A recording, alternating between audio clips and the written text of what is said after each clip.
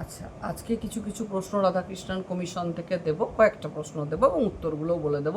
তোমরা একটু পড়ার চেষ্টা করবে। যেমন ধরো যে প্রথম প্রশ্ন, এটা কাউন্সিলেও এসেছে অনেকবার, স্বাধীন ভারতের প্রথম শিক্ষা কমিশন কোনটা? তাহলে তোমরা সবাই জানো বা আগের দিনও আমরা একটু পড়েছি, সেটা হচ্ছে রাধাকৃষ্ণন কমিশন।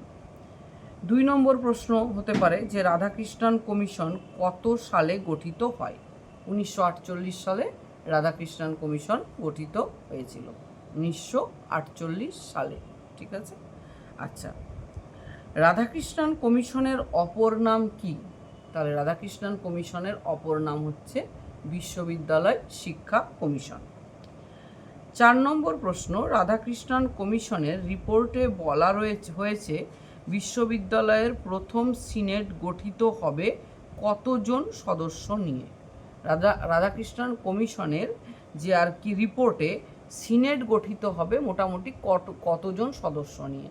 তো তার উত্তর হচ্ছে 100 জন সদস্য নিয়ে সিনেট গঠিত হবে। ঠিক আছে। আচ্ছা, এবং বিশ্ববিদ্যালয় শিক্ষা কমিশনের রিপোর্ট অনুযায়ী শিক্ষকদের কার্যকালের মেয়াদ কত হবে? শিক্ষকদের কার্যকালের মেয়াদ হবে 60 বছর। তাহলে এই কটা প্রশ্ন তোমাদের থাকলো পড়া, তোমরা এই প্রশ্নগুলো করবে। পরবর্তীতে আমরা রাধাকৃষ্ণন কমিশনের আরও কিছু শর্ট কোয়েশ্চেন করব। পরের ভিডিওটা দেখতে থাকবে।